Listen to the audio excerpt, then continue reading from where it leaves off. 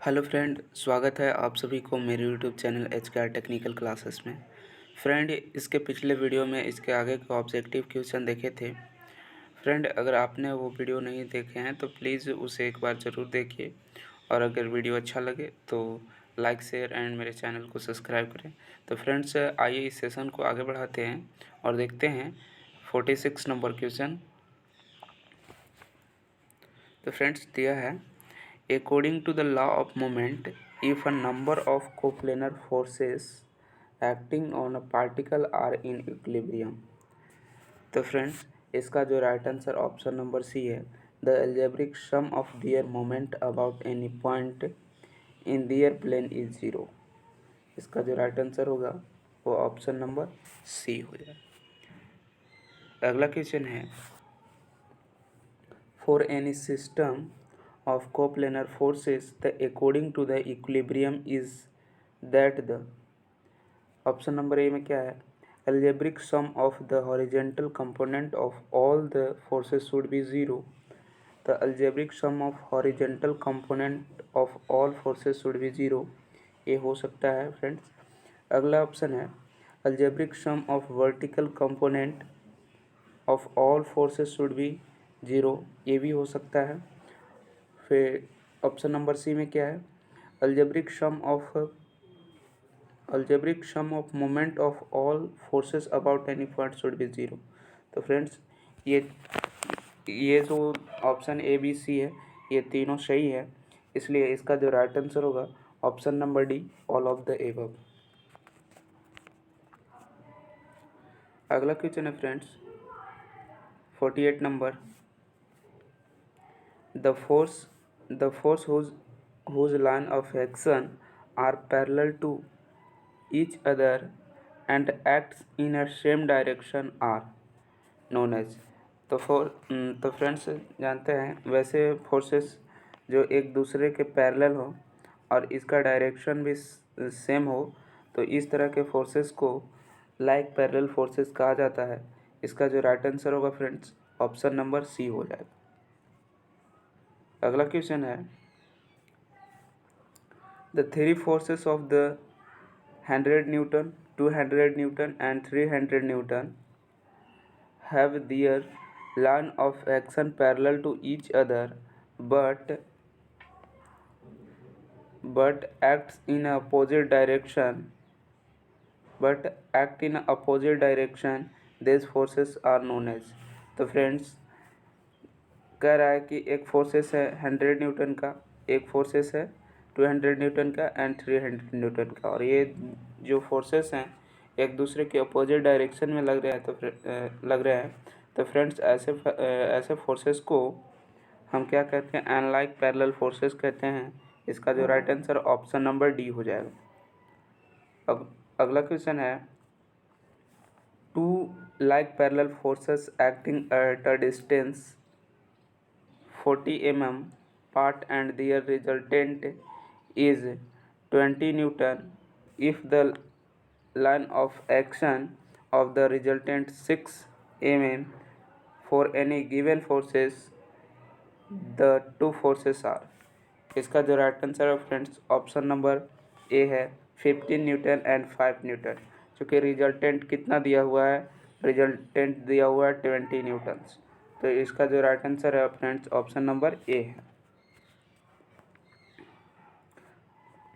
अगला क्वेश्चन है, if a body is act upon a number of coplanar forces non concurrent forces it may be कह रहा है कि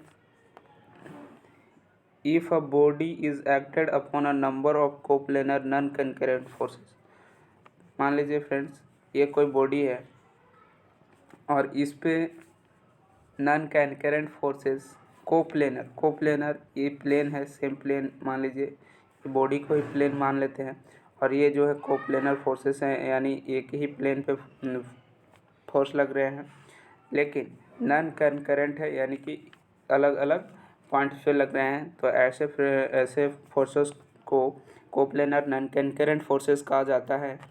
तो ये क्या कर सकता है, तो देखिए ऑप्शन नंबर ए में क्या दिया हुआ है, rotate about itself without moving. हाँ, तो इसको रोटेट भी कर सकता है, ये जो है सही है। Move in any one direction rotating about itself, तो कह सकते हैं कि इसको क्या है कि नीचे की ओर ला सकता है, मूव कर सकता है किसी एक डायरेक्शन में विथ रोटेटिंग, रोटेट भी कर सकता है। ये भी जो ऑप्शन है वो सही है। बी कम्प्लीटली एट रेस्ट, इसको कम्प्लीटली हो सकता है रेस्ट में भी रख सकते हैं, यानी इसका जो राइट आंसर होगा friends option number D, all of the above. इसका क्या होगा right answer, option number D. ठीक है, अगला क्वेश्चन है a smooth cylinder on a convex surface remains in equilibrium। इसका जो राइट आंसर है friends option number B, unstable in equilibrium. Smooth cylinder lying on convex surface, convex surface जो होता है वो रिमेन्स अन अनस्टेबल इक्विलिब्रियम में होता है, यानी इक्विलिब्रियम नहीं होता है। अगला क्वेश्चन है three forces acting on a rigid body are represented in magnitude, direction and line of action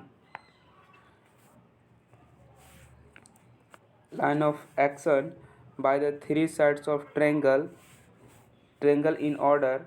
The forces are equivalent to a coplanar, those moment is equal to। कह रहा है फ्रेंड्स कि एक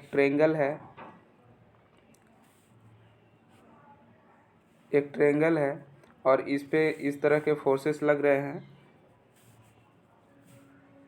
इस तरह से फोर्सेस लग रहे हैं, और क्या कह रहा है, represented in magnitude and direction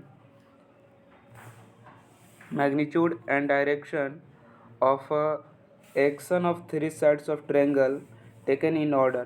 तो this forces are equivalent to the coplanar those moment of equal to. इसका जो राइट आंसर होगा फ्रेंड्स ये ऑप्शन नंबर बी होगा, twist of area of the triangle. अगला क्वेश्चन है 54 नंबर, द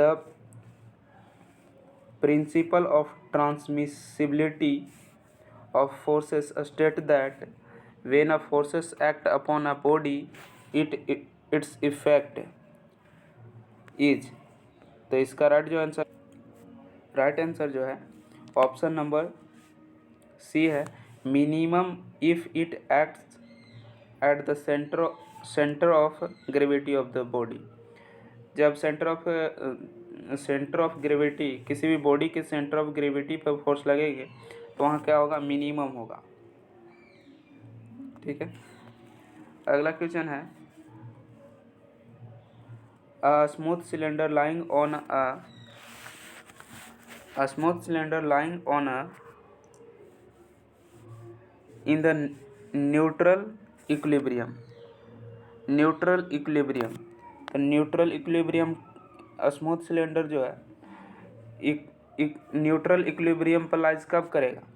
तो friends इसका जो राइट आंसर है वो ऑप्शन नंबर सी है, हॉरिजेंटल सरफेस पे क्या करेगा कि स्मूथ सिलेंडर न्यूट्रल इक्विलिब्रियम में रहेंगे। अगला क्वेश्चन है if three forces acting at a point be represent in magnitude and direction by the three sides of triangle taken in order, force shall be in equilibrium. तो friends ये सही है, इसका जो राइट आंसर है option number A true होगा। अगला question है टू इक्वल एंड अपोजिट। अगला क्वेश्चन है 57 number, two equal and opposite parallel forces those line of action are different can be replaced by the single forces parallel to the given forces. कह रहा है कि two equal and opposite parallel forces those line of action are different. Two equal and opposite parallel forces हैं जिसका देखिए friends क्या कहता है कि टू इक्वल फोर्सेस है एंड अपोजिट फोर्सेस है, तो two equal and opposite parallel forces को can be represented by the single parallel forces.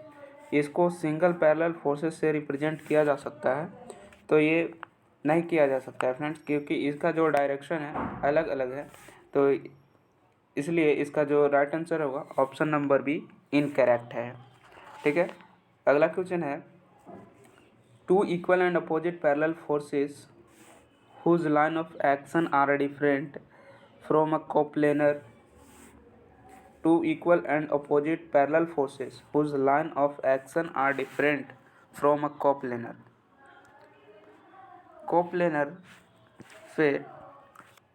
Coplanar पे जिसका लाइन ऑफ एक्शन डिफरेंट, तो कोप्लेनर कहने का मतलब है कि एक ही प्लेन पे, तो एक ही प्लेन पे अपोजिट डायरेक्शन नहीं हो सकते हैं। पैरेलल फोर्सेस का अपोजिट डायरेक्शन नहीं हो सकता, क्योंकि अगर हम अपोजिट करेंगे तो इसका क्या हो जाएगा, डायरेक्शन अलग हो जाएगा, तो ये फिर कोप्लेनर फोर्सेस नहीं होंगे। कोप्लेनर फोर्सेस वैसे फोर्सेस को कहा जाता है जो एक ही प्लेन पर लाइज कर रहे हों, जबकि ये एक प्लेन पे लाइज नहीं कर पाएंगे। इसका जो राइट आंसर है ऑप्शन नंबर बी, ये रॉन्ग हो जाएगा। ठीक है, अगला क्वेश्चन है अ कपल प्रोड्यूस क्या प्रोड्यूस कर सकता है, तो देखिए translatory motion, rotatory motion and combined translatory and rotatory motion, none of this. इसका जो राइट आंसर है फ्रेंड्स, कपल्स जो कि क्या है रोटेटरी मोशन को देते हैं, यानी ऑप्शन नंबर बी करेक्ट हो जाएगा। अगला क्वेश्चन है which of the following statement is correct. कौन सा स्टेटमेंट है जो करेक्ट है, तो देखिए ऑप्शन नंबर ए में क्या दे, the algebraic sum of forces constituting the coplanar is 0। फिर अगला है the algebraic sum of forces constituting the couple about any point is the same. फिर है a couple cannot be produced by a single force but can be produced only by a couple of opposite sense। इसका जो right answer है friends option number C है, a couple cannot be produced by a single force but can produce only by a couple of opposite sense। अगला question है, देखिए match करना है, match to correct answer from group A to group B. तो friends इसमें देखिए क्या कह रहा है, the resultant of two forces P and Q, जहाँ P greater than Q acting along the same straight line but in opposite direction. तो इस अपोजिट डायरेक्शन होंगे और सेम स्ट्रेट लाइन में होंगे, तो इस तरह से हम इसका जो रिजल्टेंट फोर्स को दर्शाते हैं वो इस तरह से दर्शाते हैं कि क्यू पी माइनस क्यू। इसका जो राइट आंसर है ऑप्शन नंबर बी, यानी कि ए जो है मैच कर रहा है किससे, बी सही होगा। ठीक, अगला है the resultant of two like parallel forces P and Q. तो two like parallel forces P and Q का जो होगा वो ये होगा, एंड पी प्लस क्यू करेंगे तो हमको टू लाइक पैरेलल फोर्सेस का रिजल्टेंट मिल जाएगा। ठीक है, अगला है the resultant of two equal forces P making an angle theta. P making an angle theta, जब two resultant forces making angle theta, तो इसका जो रिजल्टेंट होगा वो रिजल्टेंट होगा इस तरह से, और इसका जो रिजल्टेंट होगा वो two P cos theta by 2, यानी इसका जो है ऑप्शन डी है, सी का जो है ऑप्शन डी है ग्रुप पी में, और ये जो डी का है, the angle of inclined of the resultant of two forces P and Q with force P is, तो इसका जो राइट आंसर है ऑप्शन नंबर सी से मैच कर रहा है, यानी Q sine theta upon P plus Q cos theta. ठीक है, तो देख लीजिए इसका क्या होगा, ये बी होगा, इसका ए होगा, इसका जो है डी है और इसका सी है। ठीक है, अगला क्वेश्चन देखते हैं। The forces induce in a string AB due to the load W as shown in a figure,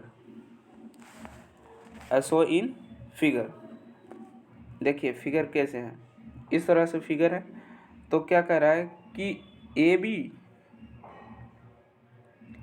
due to the load W as shown in figure, तो इसका जो right answer option number D है, W cos theta. फिर अगला है the induce in a string BC due to the W as shown in figure,